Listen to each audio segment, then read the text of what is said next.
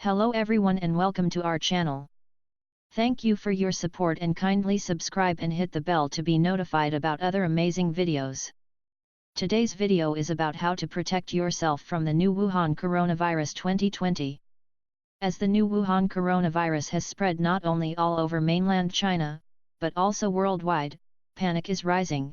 Inside China there is a growing sense of helplessness, as the government is compelled to take drastic measures to stop the virus, including introducing some travel restrictions in Beijing. I have received panicked queries from journalists and public health workers in China, asking, how can we protect ourselves and our families?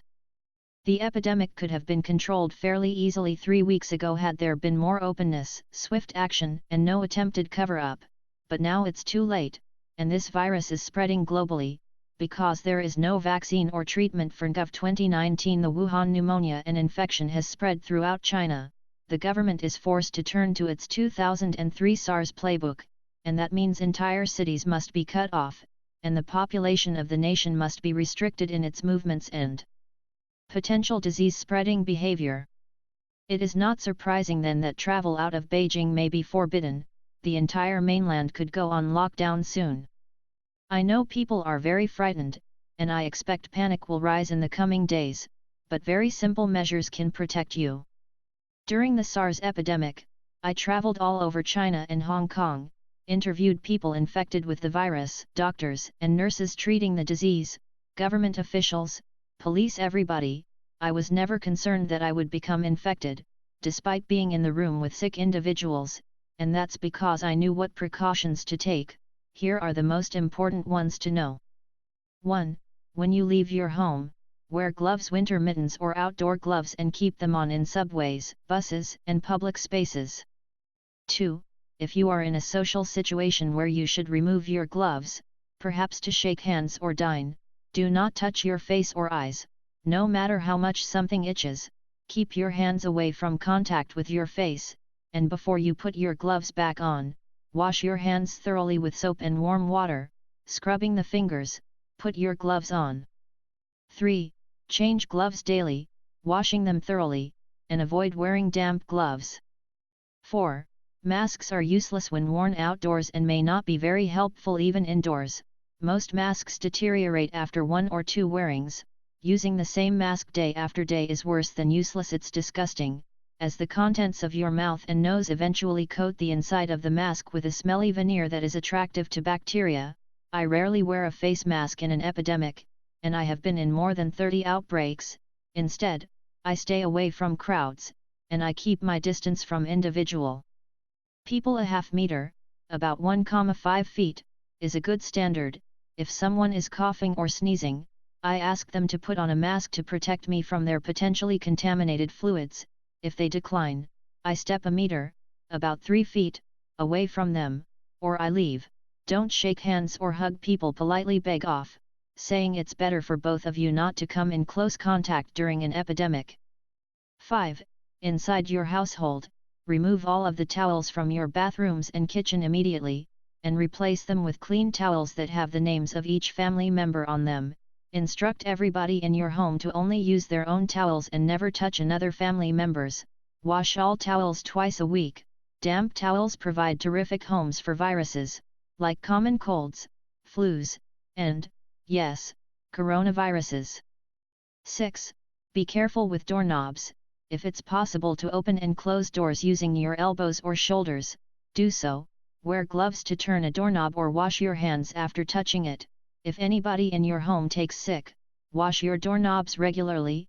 Similarly, be cautious with stairway banisters, desktops, cell phones, toys, laptops, any objects that are handheld. As long as you handle only your own personal objects, you will be okay, but if you need to pick up someone else's cell phone or cooking tools or use someone else's computer keyboard, be mindful of not touching your face and wash your hands immediately after touching the object. 7. If you share meals, do not use your personal chopsticks and utensils to remove food from a serving bowl or plate, and, of course, tell your children to never drink out of anybody else's cups or from a container of shared fluid. it is customary in China to prepare several dishes for a meal and then allow everybody at the table to use their personal chopsticks to pull food from the common dishes. Don't do this until the epidemic is over. Place serving spoons in each dish and instruct everybody at the table to scoop what they want from the serving dishes onto their personal plates or bowls, return the serving spoon to the main dish, and then use their personal chopsticks only to pick food from their personal plate or bowl into their mouth. Wash all food and kitchenware thoroughly between meals and avoid restaurants that have poor hygiene practices. 8. Absolutely do not buy, slaughter, or consume any live animal or fish until it is known what species was the source of the virus. 9.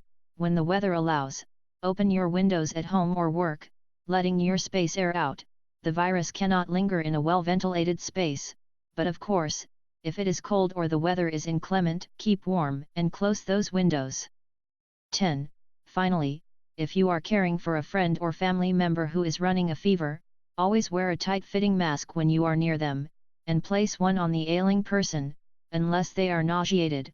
When you replace an old, dirty mask from the face of your friend or loved one, be very, very careful. Assume, for the sake of your protection, that it is covered in viruses, and handle it while wearing latex gloves. Place it inside of a disposable container, seal it, and then put it in the trash. While wearing those latex gloves, gently wash the patient's face with warm soap and water, using a disposable paper towel or cotton swab, and seal it after use in a container or plastic bag before placing it in your household trash. Wear long-sleeved shirts and clothing that covers your body when you are caring for your ailing friend or relative. Clean everything your patient wears or touches very thoroughly in hot soapy water, including sheets, towels, and utensils, if you have space. Isolate the sick person in your household in a room, or a corner of a room, where they are comfortable, but separated from the rest of the household. If the weather is tolerable, open a window that is on the opposite side of the room, so that air gently blows past the patient's face and then outdoors. Of course, don't do this if it is very cold, as your friend or loved one will be made sicker if uncomfortably cold. The Chinese government will take very drastic actions over the next few weeks, and this will be a time of hardship for the Chinese people, as the virus spreads in other countries. Similarly, draconian measures may be invoked to slow the epidemic, but with these simple precautions, if taken by everybody in your household, building, office, and school, you will dramatically reduce the spread of the virus and bring the outbreak to its knees. Be safe, do not panic, take common sense precautions. As frightening as this time is, you will get through it. Thank you for watching. Kindly don't forget to click on the button below to subscribe and hit the bell to be notified about the newest videos.